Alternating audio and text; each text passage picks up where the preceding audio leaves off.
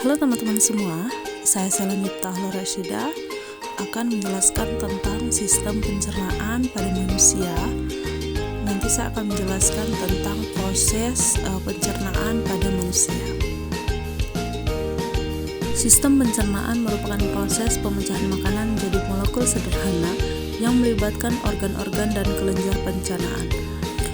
Proses pencernaan dibagi menjadi dua, yaitu pencernaan mekanis dan juga pencernaan kimiawi. Nah, pencernaan mekanis itu adalah pengubahan makanan dari bentuk kasar menjadi halus dengan bantuan gerakan alat-alat pencernaan, baik itu gigi dan juga lambung. Terus, pencernaan kimiawi adalah pelarutan makanan oleh enzim-enzim pencernaan mengubah makanan bermolekul besar menjadi molekul-molekul kecil. Sekarang kita membahas tentang organ pencernaan pada manusia yang terdiri dari rongga mulut, kerongkongan, lambung, usus halus, usus besar, dan juga anus. Berikut adalah gambaran tentang organ-organ pencernaan pada tubuh manusia. Yang pertama ada mulut. Nah, mulut ini berfungsi sebagai tempat masuknya makanan dan dimulainya juga proses pencernaan pada mulut. Yang kedua yaitu kerongkongan. Kerongkongan itu adalah saluran berbentuk tabung sepanjang 20 cm. Nah, kerongkongan ini yaitu menghubungkan antara rongga mulut dan juga lambung. Organ pencernaan yang ketiga adalah lambung. Nah, lambung ini adalah organ pencernaan yang paling elastis. Lambung berbentuk seperti kantong. Nah, di dalam lambung ini terjadi pencernaan mekanis dan juga pencernaan kimiawi. Pencernaan kimiawi itu dilakukan oleh getah lambung, di mana mengandung 3 enzim yaitu pepsin, renin, dan juga asam klorida. Enzim pepsin yaitu enzim yang berfungsi untuk mengubah protein menjadi peptid. Enzim yang berfungsi untuk mengubah protein susu itu menjadi kasein. Sedangkan asam klorida itu berfungsi untuk mengasamkan makanan dan juga untuk membunuh kuman-kuman yang ada di lambung. Organ pencernaan pada manusia selanjutnya adalah usus halus, di mana ini adalah usus terpanjang yang mempunyai panjang sekitar 6-7 meter. Di dalam usus halus ini terdapat cairan khusus untuk penyempurnaan pencernaan pada makanan. Usus halus dibagi menjadi 3, yaitu duodenum, jejunum, dan juga ileum. Panjang 25 cm, di mana berfungsi untuk mencerna makanan dengan bantuan getah pankreas dan juga getah empedu. Sedangkan jejunum atau usus kosong yang mempunyai panjang 2,5 meter itu berfungsi untuk mencerna lebih lanjut makanan yang telah dicerna oleh usus 12 jari tadi. Organ pencernaan pada manusia yang selanjutnya adalah usus besar. Usus besar ini adalah organ pencernaan yang terhubung dengan usus halus. Sisa makanan yang tidak bisa dicerna dan diserap oleh tubuh lalu akan diteruskan ke usus besar. Ini karena usus besar ini berfungsi untuk menyerap cairan, vitamin, dan mineral dari sisa-sisa makanan yang telah diserap oleh usus halus. Proses sisa pembusukan makanan ini itu dibantu oleh bakteri Escherichia coli, di mana hasil pembusukan tersebut berubah menjadi kotoran, di mana kotoran tersebut tersimpan dalam rektum, yaitu tempat untuk penyimpanan feses itu secara sementara. Setelah rektum tadi penuh, maka feses akan keluar dari dalam tubuh, yaitu melewati anus. Kalau tadi kita membahas tentang proses pencernaan pada manusia, sekarang kita akan membahas tentang apa saja gangguan sistem pencernaan pada tubuh manusia.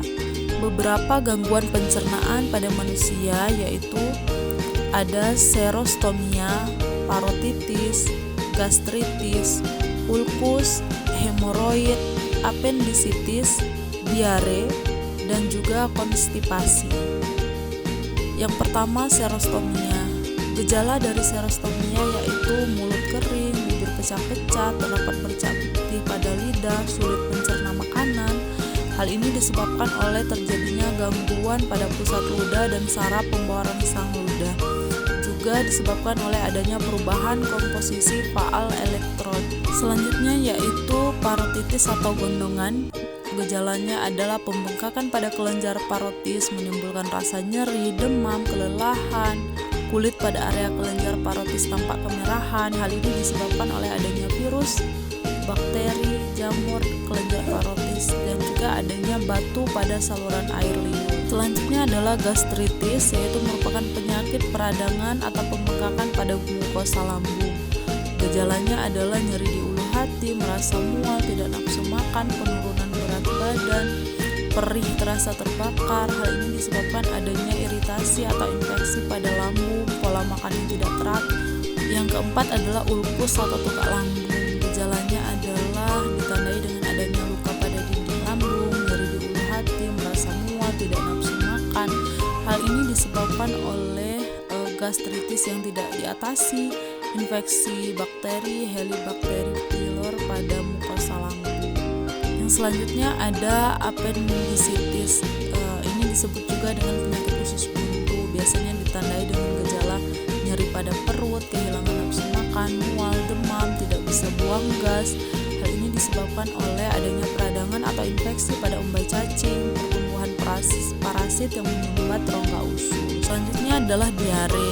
Biasanya gejalanya adalah sering buang air besar yang encer, perut terasa mulas, pusing, lemas. Hal ini disebabkan oleh infeksi bakteri maupun protozoa pada usus besar, juga karena sering mengonsumsi makanan atau minuman yang terkontaminasi virus atau bakteri. Selanjutnya adalah konstipasi atau sembelit. Gejalanya adalah susah buang air besar, tinja terasa lebih keras dan kering, frekuensi buang air besar itu lebih sedikit dari biasanya. Penyebabnya adalah kebiasaan sering menahan buang air besar, penyerapan air yang berlebihan pada makanan di usus. Selanjutnya yaitu hemoroid atau wasir, yaitu pembengkakan pembuluh darah vena di sekitar anus. Gejalanya adalah menimbulkan rasa gatal atau sakit di sekitar anus, keluar darah atau lendir setelah buang air besar. Hal ini disebabkan karena kebiasaan duduk terlalu lama, sembuh atau diare yang berlangsung lama, dan lain sebagainya. Selain yang disebutkan tadi, ada juga beberapa lagi gangguan pencernaan pada manusia, yaitu ada disentri, yaitu diare akut yang disertai dengan darah atau nanah. Terus ada juga dispepsia, ada juga disfagia, yaitu kesulitan dalam menelan sehingga makanan langsung dimuntahkan setelah ditelan atau 15 atau 20 menit setelah ada saluran pencernaan. Teman-teman gak mau kan mempunyai penyakit gangguan pencernaan? Mau selalu happy, selalu sehat, selalu ceria? Nah, ada beberapa tips kita merawat saluran pencernaan. Yang pertama, mencuci tangan sebelum makan menggunakan air dan sabun, mengkonsumsi makanan higienis, makan dengan tidak terburu-buru, dan menerapkan pola makan teratur dengan pemenuhan gizi yang cukup dan seimbang. Selanjutnya adalah mengkonsumsi makanan berserat setiap hari, tidak berpikir berat setelah makan, menelan makanan dengan benar, tidak makan sambil berbicara, juga menghindari kebiasaan sering menahan buang air besar. Nah, itulah penjelasan ringkas mengenai materi sistem pencernaan manusia di dalam tubuh. Adanya pengetahuan tentang sistem pencernaan dapat dijadikan diri kita untuk selalu berhati-hati. Makanan yang sehat, bersih, bergizi adalah parameter yang paling penting untuk menjaga kesehatan tubuh. Terima kasih.